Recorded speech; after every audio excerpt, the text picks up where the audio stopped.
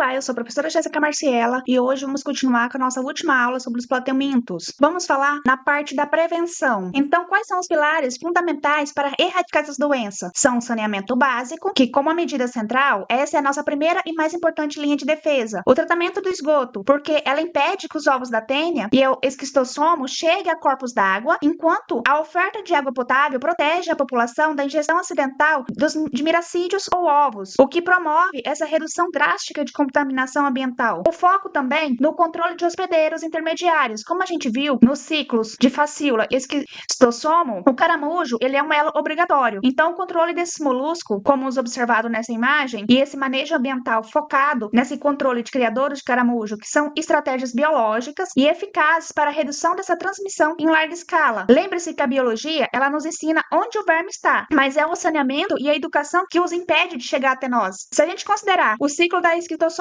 porque o controle de caramujo é considerado uma medida de saúde pública, enquanto o uso de calçado é uma medida de proteção individual, qual das duas tem o maior potencial para erradicar uma doença em uma cidade? O controle de caramujo, ele é coletivo, porque ele elimina essa fonte de cercária para toda a população que utiliza daquela água. E o uso de calçado vai proteger apenas quem os usa. Para erradicar essa doença, o controle de hospedeiros intermediário e o saneamento são muito mais potentes, pois limpam o ambiente para todos.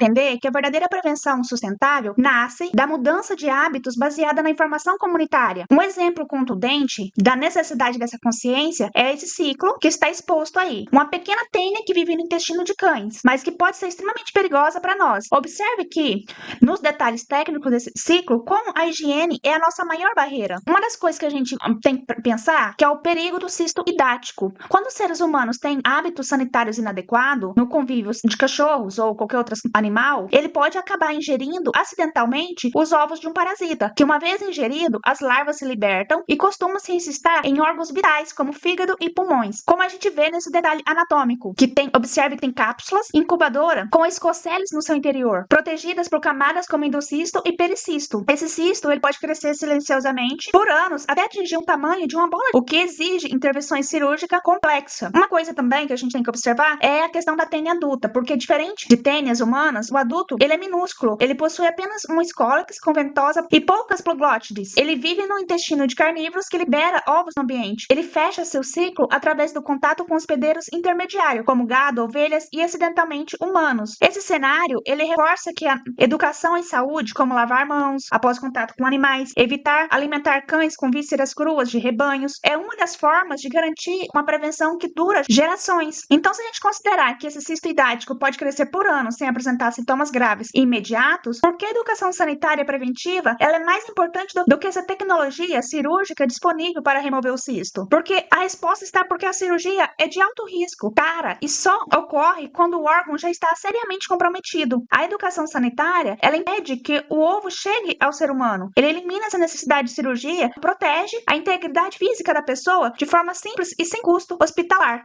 Pensa em prevenção, a gente tem que pensar em segurança alimentar. A inspeção dessas carnes, realizada por órgãos sanitários, é um serviço essencial para a saúde pública, porque ela visa identificar essas presenças de cistícerco, as famosas pipocas, em tecidos musculares de boi e porcos, antes que chegue ao consumidor. Então, vamos observar os pontos, que a prevenção da teanise, que é a medida mais eficaz para evitar que o verme adulto se instale em seu intestino, é garantir que a carne consumida tenha procedência garantida e tenha passado por rigorosa fiscalização. O cozimento adequado. Como a gente observa nessa imagem de um prato bem preparado, o calor ele é um aliado biológico. O cozimento adequado de carnes atinge temperaturas que desnaturam as proteínas de um parasita, inviabilizando qualquer larva que possa ter passado despercebida. Um ponto técnico central é entender que, embora a inspeção diminua o risco, o hábito de consumir uma carne crua ou mal passada sempre vai oferecer uma margem de perigo. Portanto, essa combinação vigilância sanitária e responsabilidade individual é o que garante essa interrupção definitiva da transmissão de teanise em nossa sociedade. Se a gente considerar essa imagem desse prato cozido, porque o congelamento industrial da carne por longos períodos também é considerado uma medida de inspeção sanitária aceitável, mesmo que a carne seja consumida levemente mal passada depois. Justamente porque o congelamento rigoroso geralmente é feito a abaixo de -10 por vários dias e também é eficaz para matar esses cistícercos, rompendo suas estruturas celulares pelo frio. Por isso, carnes inspecionadas que passaram por processo de frio industrial abaixo de 10 graus negativo oferece uma camada extra de segurança para o consumidor.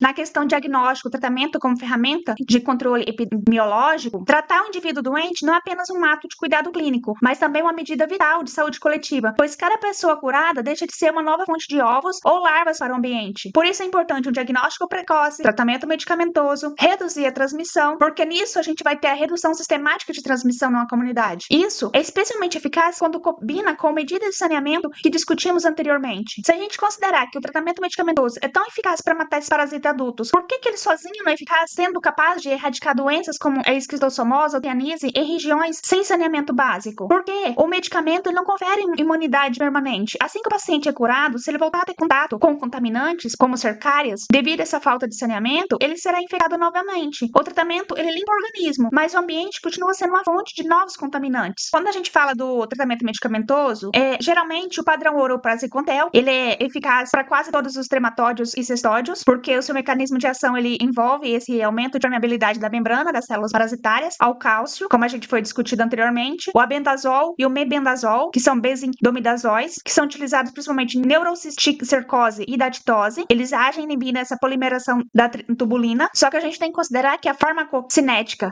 e as barreiras, na questão da neurocisterticose, o desafio farmacêutico é essa barreira hematoencefálica e a questão do impacto da saúde coletiva, porque o tratamento ele reduz a carga liberada no ambiente, o que é a base da quimioterapia preventiva. Lembrando que todo esse tratamento ele só é diagnosticado, receitado pelo médico, profissional da saúde, o médico. Os outros profissionais, eles auxiliam. Para concluir a nossa jornada, vamos fazer essa síntese da estratégia na saúde coletiva. Então, nós temos a biologia aplicada, que é esse conhecimento profundo que a gente adquiriu sobre os platemiuntos e seu ciclo de vida. A gente tem a ação intersetorial, porque a gente tem aqui, na nossa comunidade, a gente sempre vai ter farmacêutico, vai ter enfermeiro, agente de saúde, biólogos e todo esse setor para estar ajudando.